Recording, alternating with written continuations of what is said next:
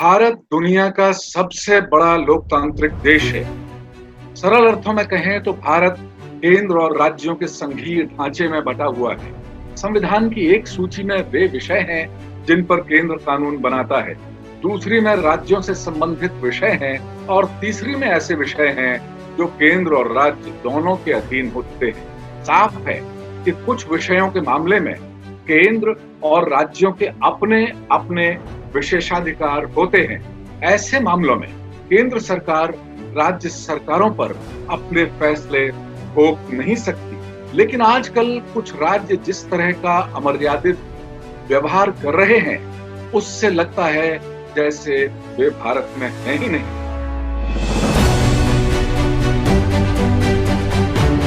भारतीय संविधान में आंतरिक सुरक्षा व्यवस्था राज्यों की जिम्मेदारी है।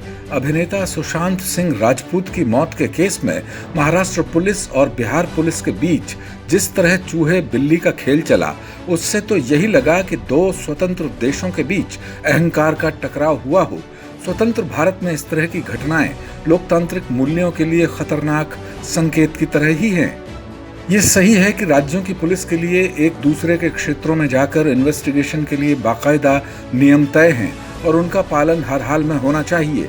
लेकिन ये सही नहीं है कि किसी भी सूरत में एक राज्य की पुलिस अगर अपराध की जांच पड़ताल के लिए दूसरे राज्य में जाए तो उसके साथ ही अपराधियों जैसा सलूक किया जाए, जैसा कि बिहार पुलिस के साथ महाराष्ट्र में किया गया।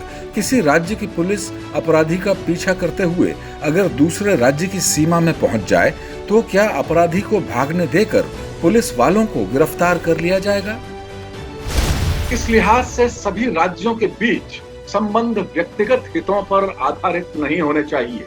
केंद्र और राज्यों के संबंध भी हर हाल में मधुर और अच्छे होने चाहिए। तभी भारत दुनिया का सबसे बड़ा लोकतांत्रिक देश बना रह सकता है। अपनी अपनी ढपली, अपना अपना राग अलापने से लोकतंत्र की छवि को नुकसान होता है, ये समझने की जरूरत है। लेकिन अब अलग अलग राजनीतिक सत्ताओं की वजह से आपसी टकराव के हालात बनने का दुर्भाग्यपूर्ण सिलसिला शुरू हो चुका है। केंद्र और राज्यों में सत्तारूढ़ विभिन्न सरकारों और विपक्ष के बीच जितने तल्ख संबंध आज हैं, वैसे 2-3 दशक पहले नहीं थे। कुछ अपवाद छोड़ दें तो पक्ष विपक्ष के नेता एक दूसरे को फूटी आंख नहीं सुहाते। आरोप प्रत्यारोप की भाषा मर्यादाओं की तमाम सीमाएं तोड़ चुकी है।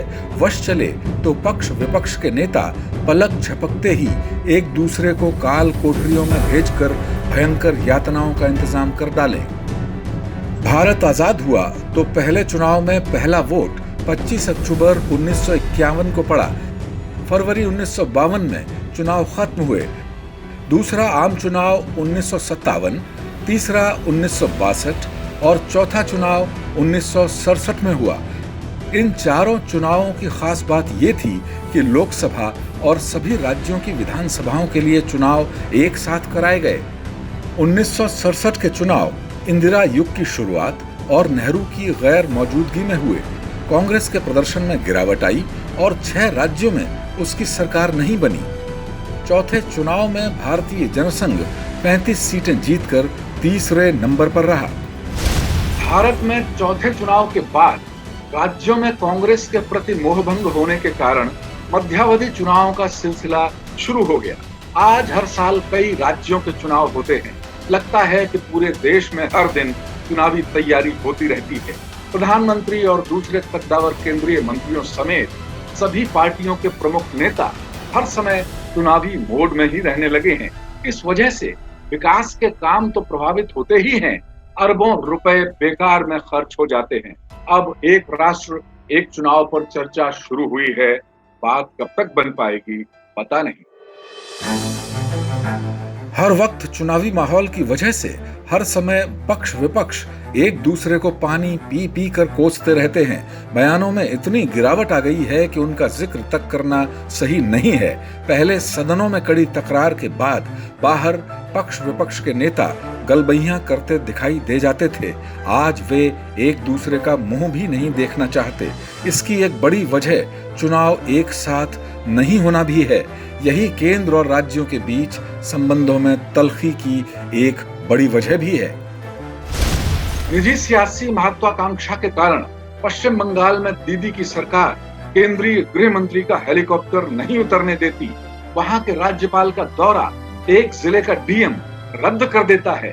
केंद्र की आयुष्मान भारत जैसी कई महत्वपूर्ण योजनाएं पश्चिम बंगाल में लागू नहीं होती। दूसरे कई राज्य भी इसी तरह का बर्ताव करते हैं। तो हो सकता है कि केंद्र भी उनके प्रति पूरी तरह सकारात्मक रुख नहीं अपनाता हो।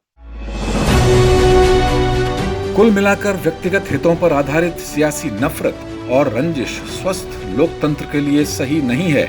इसे हर हाल में खत्म करना चाहिए, क्योंकि लोकतंत्र असल में लोक का तंत्र है और लोक का अहित इसे किसी और तंत्र में बदल देता है।